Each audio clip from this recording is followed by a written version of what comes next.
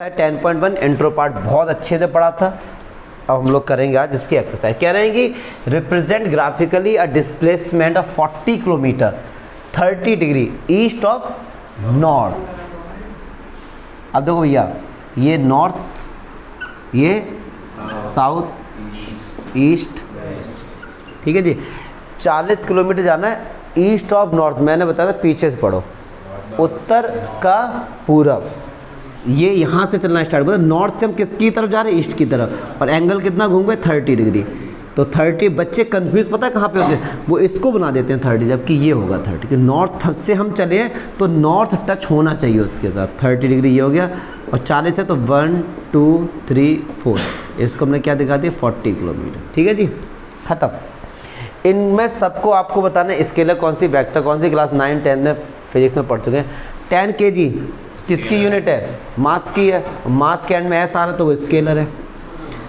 2 metre जाना है north में, डायरेक्शन आ गया, क्या बोला इसने, चलो ठीक है, तो ये वेक्टर हो गया।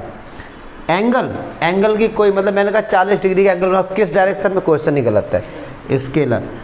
वॉट, पावर कहीं भी लगाते हैं, कोई बोलते स्केलर। Coulomb 1/4πε0 Q1 Q2/r²। वहाँ पढ़ते हो यार, बड़ा मज़ा आया था। तो क्या होगी, स्केलर। मीटर पर सेकंड एक्सीलरेशन, और ये क्या होती है हमारी वेक्टर, क्योंकि ये बता रही है डायरेक्शन भी। टाइम की कोई दिक्कत नहीं, स्केलर। Distance scalar. वेलोसिटी वीवी। Force, work done scalar. Work, सुनो यार, वर्क कर रहे हैं, इसके कोई, मैंने कहा भैया कि आपको कोई काम करना है तो उसमें आप डायरेक्शन नहीं पूछेंगे, ठीक है, इसमें अलग है ये। चलो जी आ जाओ, ये हमारे पास एक डायग्राम दिया गया है और कह रहे हैं को इनिशियल वेक्टर्स कौन से, इक्वल वेक्टर्स कौन से हैं, और कोलिनियर बट नॉट इक्वल। तो देखिए को इनिशियल, इनके नाम मैं ही देता हूँ अलग से। मान लो इसको ए वेक्टर देता हूँ, मान लो इसको बी वेक्टर देता हूँ, इसको सी वेक्टर, इसको डी वेक्टर। ठीक है सर, चलिए जी आ जाइए, कैसे दे दो।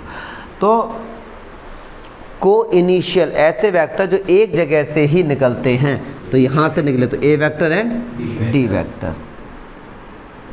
चलिए इक्वल वेक्टर जो इनका डायरेक्शन भी सेम है और मैग्नीट्यूड भी, तो सी और डी ये ठीक है। कोलिनियर हो लेकिन इक्वल ना हो, कोलिनियर हो लेकिन इक्वल ना हो। कोलिनियर का मतलब होता है पैरेलल, तो ये और ये देखो पैरेलल है, इक्वल नहीं है, तो यही हो जाएगा A and B vector.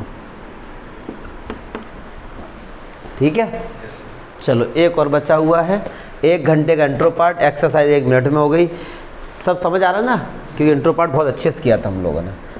Last question कह रहे ट्रू एंड फॉल्स। कह रहे एक ए वेक्टर है, इसको समझकर करेंगे, और एक माइनस ए वेक्टर है। कह रहे क्या ये कोलिनियर है, बिल्कुल है जी। देखो कैसे, ए वेक्टर मतलब ये इस तरफ हुआ, माइनस ए मतलब सेम मैग्नीट्यूड है, डायरेक्शन अपोजिट है। और कोलिनियर क्या होते हैं, जो आपस में पैरेलल होते हैं, तो ये कंडीशन ट्रू है।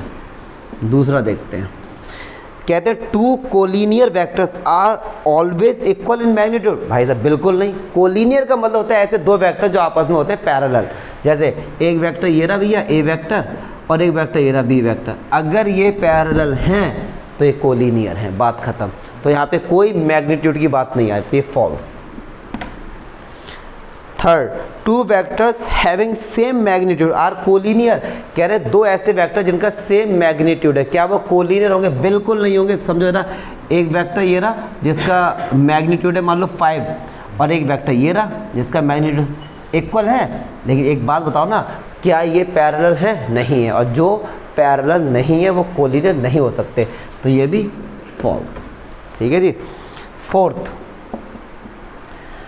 कह रहे 2 collinear vector having the same magnitude are equal. कह रहे ऐसे 2 कोलिनियर वेक्टर जिनका सेम मैग्नीट्यूड है, मैग्नीट्यूड क्या है, सेम, तो क्या वो इक्वल हो सकते, बिल्कुल नहीं हो सकते। देखो एक वेक्टर ये रहा हमारे पास ए वेक्टर, और एक वेक्टर हमारे पास ये रहा, इनका मैग्नीट्यूड क्या है, कोलिनियर है, हाँ जी बिल्कुल है। क्या ये इक्वल है, नहीं इक्वल है, क्योंकि इसका इक्वल के लिए क्या होता है, सेम मैग्नीट्यूड चाहिए और सेम ही डायरेक्शन। ये पैरेलल हैं तो ये कोलिनियर तो हैं, मैग्नीट्यूड भी सेम है लेकिन इक्वल नहीं है भैया। वो कह रहे हैं इक्वल होते हैं, मैंने कहा नहीं होते हैं। तो फिर ये इसका मतलब गलत है। क्लियर है? तो क्या 10 पॉइंट, ये अच्छा था लेकिन ये तो 10.1 मैं मानता हूँ ख़त्म। कितनी देर में लपेट दी? 5